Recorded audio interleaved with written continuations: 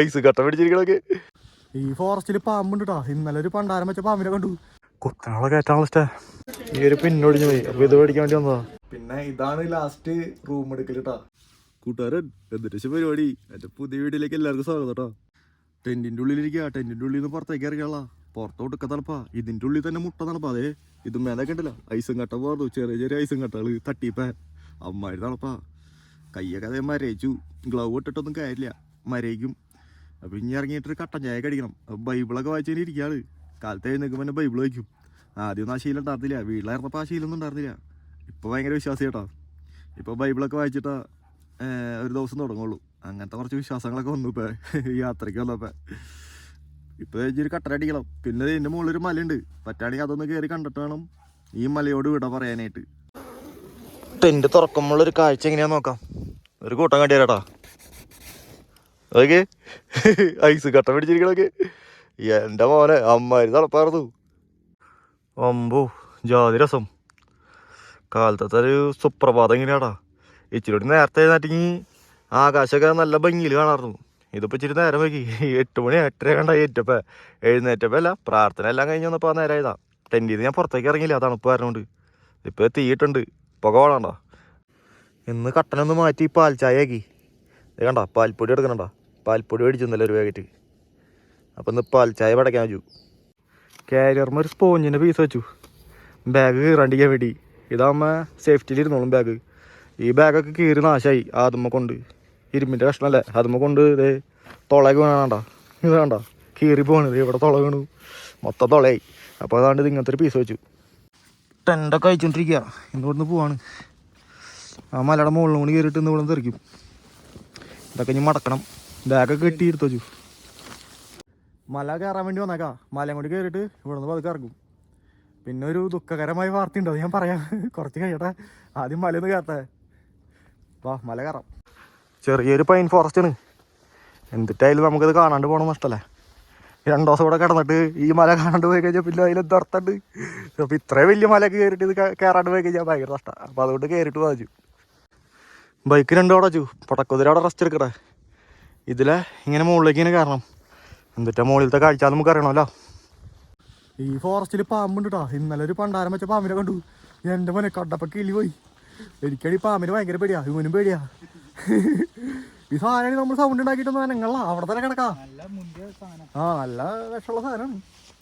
ഭാഗ്യമായി കണ്ടത്. ഞാനാ കണ്ടേ.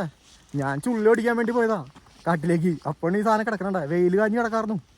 അത് കഴിഞ്ഞിട്ട് ഞങ്ങളുടെ സൗണ്ട് ആയിട്ട് കുറച്ച് കഴിഞ്ഞപ്പോൾ സാധനം പതുക്കാണ് കഴിഞ്ഞ് പോയി. വലിയ സ്പീഡിലൊന്നും പോയില്ല. വല്ല ചേരയോ നീർക്കോലേക്കാണ് ഒറ്റ പോക്ക് പോയതാ. ഇത് എന്തോ കൂടിയാനാ, ഇവിടത്തെ ഏതോ കൂടിയാനോ പാമ്പ്.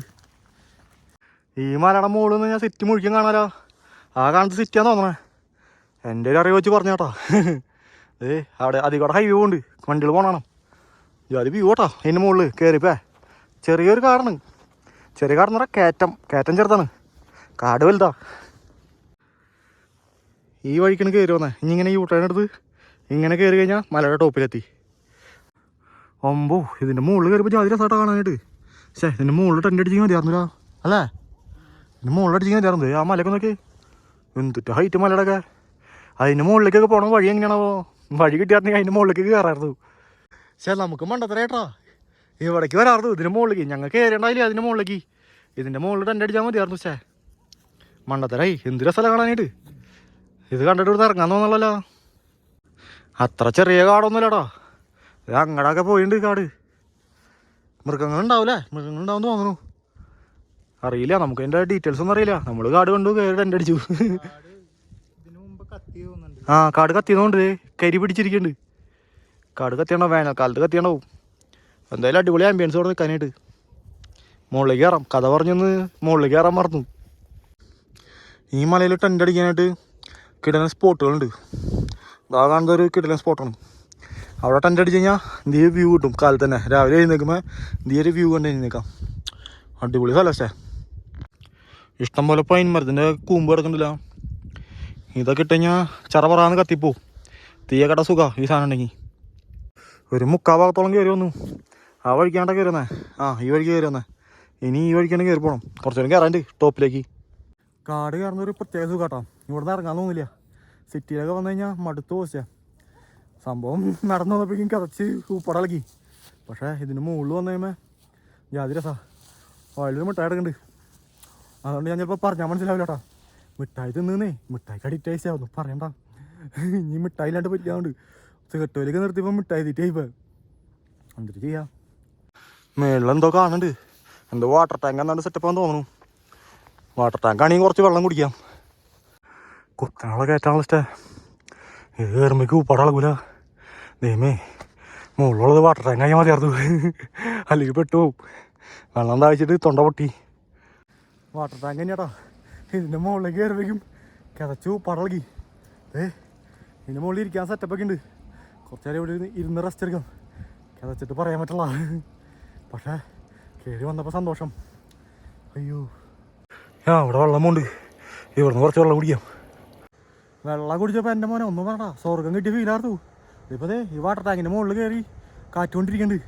കിതപ്പൊക്കെ ഒന്ന് മാറട്ടെ വെച്ചു. ഇവിടെ നിന്നുള്ളൊരു വ്യൂ കാട്ടിയാടാ അടിപൊളിയാ. ഒരു മിനിറ്റ് ഇപ്പം തന്നെ കാട്ടിയാടാം. യാതൊരു രസം ഇവിടെ ഇരിക്കാനായിട്ട്. നല്ല തണുത്ത കാറ്റ്. ഇവിടെ നിന്ന് ഞാൻ ഉറങ്ങിപ്പോവും. ഇറങ്ങാനൊക്കെ മറന്നു പോകുന്ന ഇവിടെ ഇരുന്ന് കഴിഞ്ഞാൽ ഉറങ്ങിപ്പോവും. യാതൊരു രസം. ഇപ്പുറത്തെ സൈഡ് കാട്ടിയാടാ. ഇപ്പുറത്തെ സൈഡ് വലിയ കാഴ്ചയൊന്നുമില്ല, മലകളാണ്. എന്നാലും കുഴപ്പമില്ല, മലയൊരു കാഴ്ചയാണല്ലോ. ഇതാണ് കുറച്ചുകൂടി അടിപൊളിയായിട്ടുള്ള വിഷയം കേട്ടോ. യാതൊരു രസം. നല്ല കാറ്റ് വീശുന്നുണ്ട്. അങ്ങനെ മല ഇറങ്ങാണ്. ഇനി ഇവിടെ വന്നു കഴിഞ്ഞാൽ ശരിയാവില്ല. അതെ ഇവിടെ നിന്ന് ഇറങ്ങാണ്. ഇവിടെ വന്നിട്ട് നേരം പോണെന്ന് അറിയാനുള്ളതേ. കാറ്റൊക്കെ കൊണ്ടെങ്കിൽ ഇരുന്ന് കഴിഞ്ഞാൽ നേരം പോണെന്ന് അറിയില്ല. അപ്പോൾ അതൊക്കെ നോക്കി ഇറങ്ങിയില്ലെങ്കിൽ താഴ്ച നടക്കും. അമ്മോ ഇനി ഇറങ്ങിയിട്ട് ബാക്കി കഥകൾ കാണാം. കാശ്മീരിൽ ഇതുപോലെ ഒന്നും കയറാൻ പറ്റില്ലടാ. കാശ്മീരിൽ ഇതുപോലെ കയറി കഴിഞ്ഞാൽ നെഞ്ചത്ത് തുള വീഴും. എല്ലാ കാട്ടിലും മിലിറ്ററിക്കാരാ. എന്നിട്ട് ഞങ്ങൾ അവിടെ ഒരു കാട് കയറി. അതും മൃഗങ്ങളുള്ള കാട്. എല്ലാവരും പറഞ്ഞു ഞങ്ങളുടെ അടുത്ത് കയറണ്ടാണ്. പക്ഷെ ഞങ്ങൾ കയറി കഴിഞ്ഞപ്പോൾ അല്ലേ കാഴ്ചകൾ. കയറാണ്ടിരുന്നെങ്കിൽ മണ്ടത്തരായനെ. ഇവിടുത്തെ കാട്ടിൽ സീനൊന്നുമില്ലടാ. ഇവിടെ മിലിറ്ററിക്കാരൊന്നുമില്ല. പക്ഷെ മൃഗങ്ങളുണ്ട്. അത് മാത്രമേ സീനുള്ളൂ. അത് സീനൊന്നുമില്ല. അവരെ ഉപദ്രവിച്ചാൽ മാത്രം അവർ നമ്മൾ ഉപദ്രവിക്കും. കാട്ടിൽ കയറണോണ്ട് കുഴപ്പമില്ല. തിരിച്ചിറങ്ങാൻ അറിയണോട്ടാ. അല്ലെങ്കിൽ ചുരുളിയിൽ വെട്ടവില്ല. നിന്ന് കറങ്ങും. ഇപ്പം അങ്ങോട്ട് വഴി മാറിപ്പോയി. ഇപ്പോൾ തിരിച്ച് ഈ വഴിയിലേക്ക് വന്നേ. വഴി നോക്കി വെച്ചില്ലെങ്കിൽ പ്രശ്നമാണ്. എത്ര നോക്കി വെച്ചിട്ട് വലിയ കാര്യമൊന്നുമില്ല. കാട്ടിൽ കയറി കഴിഞ്ഞാൽ എല്ലാ വഴിയും ഒരുപോലെ ഇരിക്കും.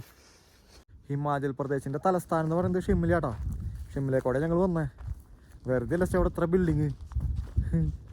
ഈ ഒരു പിന്നൊടിഞ്ഞു പോയി. അപ്പോൾ ഇത് മേടിക്കാൻ വേണ്ടി വന്നതാ. ഫോൺ ഓഫായി ചാർജിലാണ്ട്. ഈ പവർ ബാങ്കിന് ചാർജ് ആണെങ്കിൽ ഇത് പിന്നെ വേണം. എൻ്റെ ഈ തുമ്പൊടിഞ്ഞു പോയി. 2-3 പാത്രങ്ങൾ മേടിച്ചു പൊട്ടിയിട്ട് വയ്ക്കാൻ. പൊട്ടിയിട്ടിരിക്കാൻ പാത്രങ്ങളില്ല. പണ്ടത്തെ ആൾക്കാർ കിഴി ഇട്ടിരിക്കണ പോലെയാണ് പാത്രങ്ങൾ വെച്ചാൽ. ആ 1 പീസ്. ഓ ചോട്ടാ 5 പീസ്. ആ ഓ ठीक है.